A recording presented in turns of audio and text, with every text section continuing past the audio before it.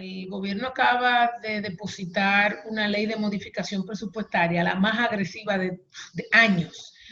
A diferencia de años anteriores, en esta ley primero se hace un reconocimiento de una adenda de ingresos, de una caída de ingresos. Pocas veces los gobiernos se tiran el pleito hasta el final y pocas veces van a reconocer caídas por impactos específicos en lo que son los ingresos del gobierno.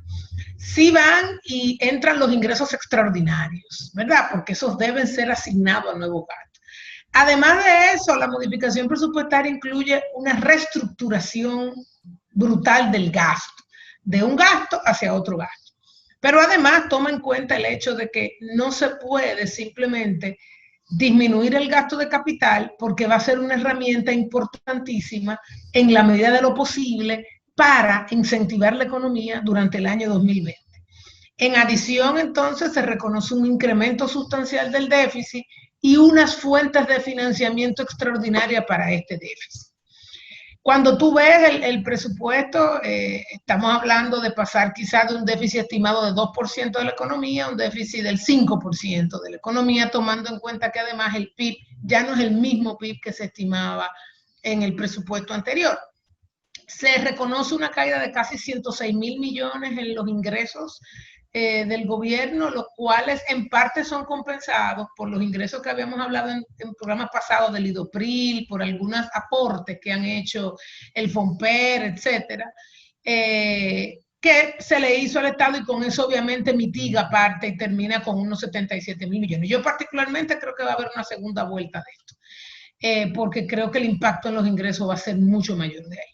Y obviamente luego en el gasto se hacen asignaciones adicionales para la presidencia, sobre todo para aportar en el tema de los gastos de solidaridad, los gastos sociales más altos y también en la parte de OISOE para lo que es la supervisión de las nuevas infraestructuras de salud.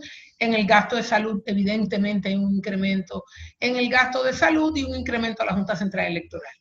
Luego se identificaron en gastos adicionales, se identificaron unos 60.000 millones de pesos, pero hubo un ahorro en algunas partidas de gasto que llegaron a unos 15.000 millones de pesos. En adición, el gobierno aprovechó e hizo los ajustes que regularmente se hacen en las reformulaciones presupuestarias, dado que el presupuesto se hace en septiembre, agosto, septiembre es que se hace la pieza que va al Congreso para su discusión. Muchas veces tú no sabes todavía cómo va a terminar el año. Y esos temas de cuánto quedó en tu caja, las cuentas por pagar, etcétera, lo que se hace es que en la modificación presupuestaria se entra.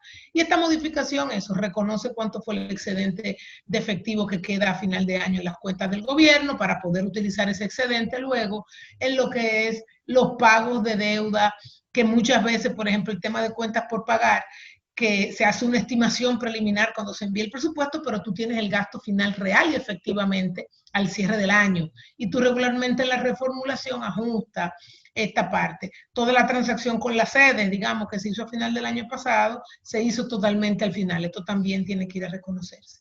Algo interesante de la pieza es que es una pieza más compleja todavía, porque involucra cambios en otras piezas legislativas. Por ejemplo, el caso de la ley de transparencia patrimonial. Aprovecha esta reformulación presupuestaria, pone nuevas fechas, pone más flexibilidad en el cumplimiento de la ley de transparencia patrimonial, porque esto evidentemente va a estar atado a los ingresos de la Dirección General de Impuesto Interno. Entonces, como esto se tomó en cuenta para esos ingresos el año pasado, este año hay que incluir dentro de lo que es la reformulación presupuestaria los cambios al tema de cómo entrar a esta ley, cumplir y pagar. Eso estaba dentro de los ingresos de la DGI cuando se presupuestó el año pasado y obviamente por todo este choque se está dando más flexibilidad y eso impacta los ingresos y por eso se entra dentro de este proyecto.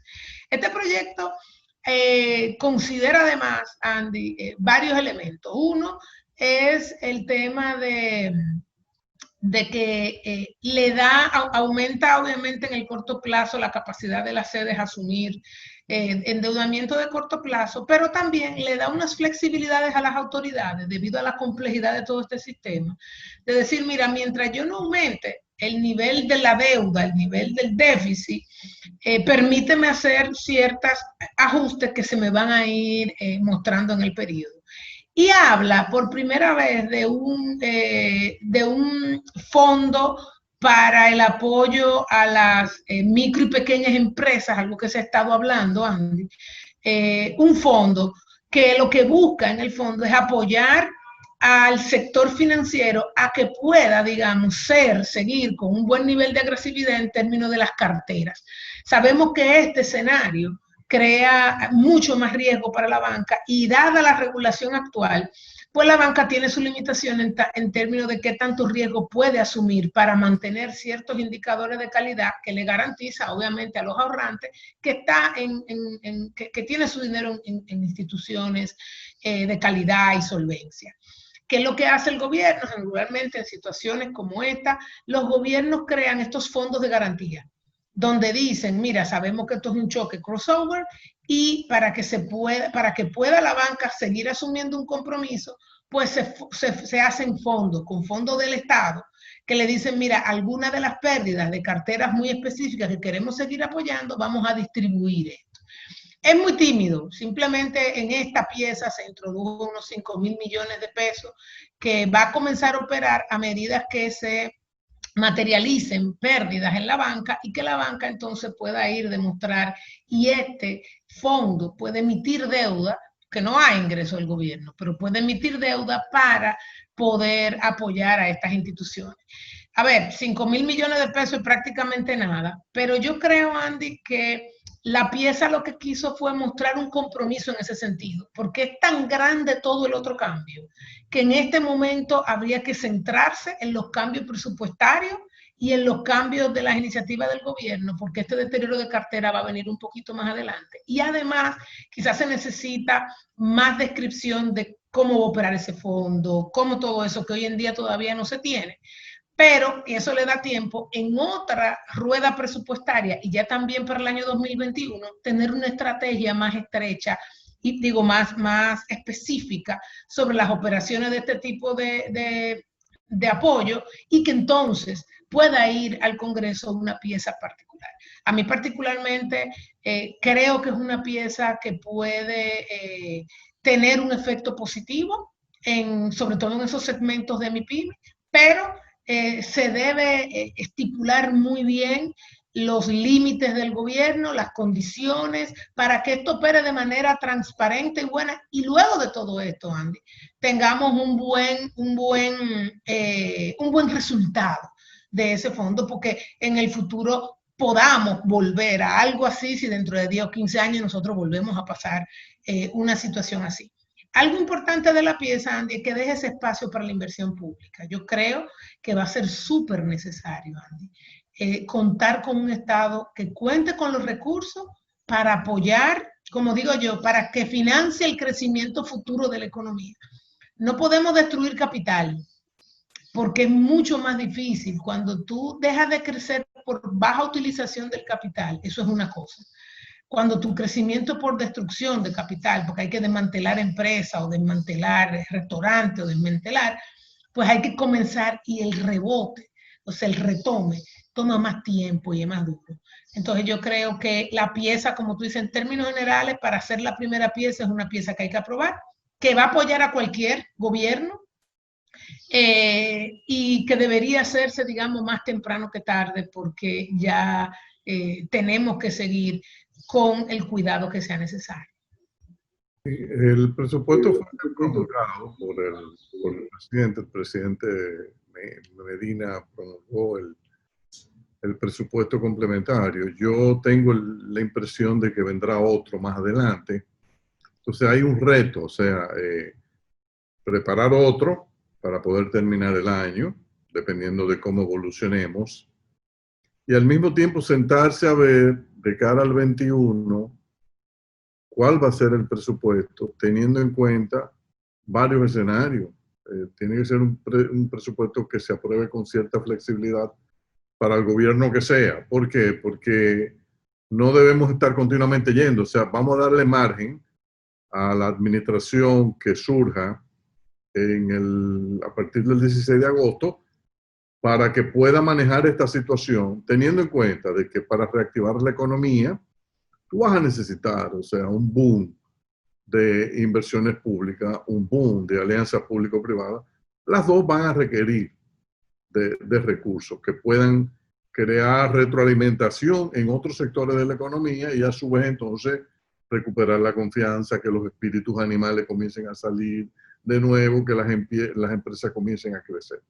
Simultáneamente tú tienes que tener en el gobierno un grupo que se encargue de tener una conversación directa y permanente con tenedores de bonos, con bancos de inversión, con firmas calificadoras de riesgo, indicándole todo lo que tú estás haciendo para que la economía se pueda mover hacia una trayectoria que no tenemos ahora de sostenibilidad de finanzas públicas. No tenemos la trayectoria de sostenibilidad ahora por este salto que nos ha dado el desbalance fiscal producto de la caída dramática de las recaudaciones, el aumento del gasto, y que a todo el mundo cuando lo ve se asusta. Bueno, no hay que asustarse.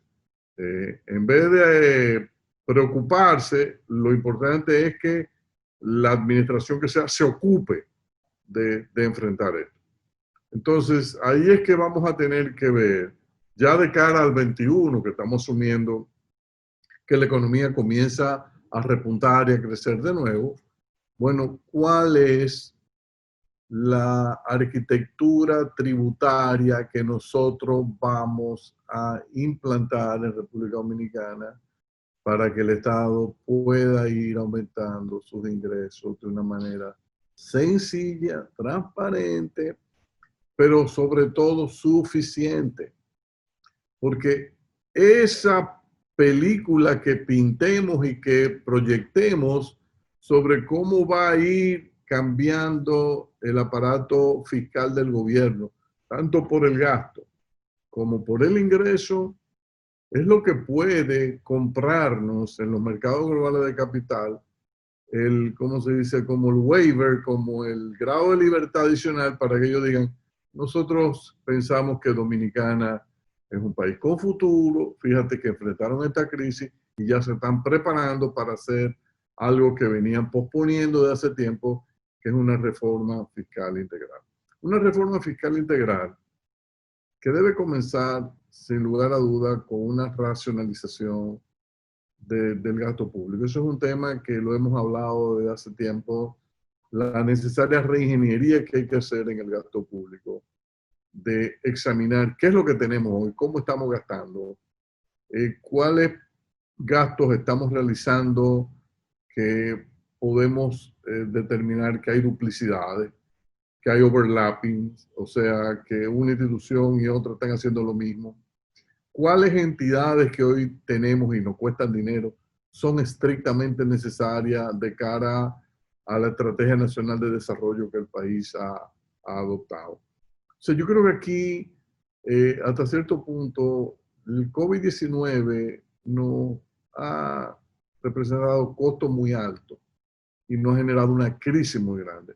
Pero yo percibo que también es un espacio de oportunidades que nos está brindando esta crisis para hacer cosas que quizás en tiempos normales no nos hubiésemos atrevido.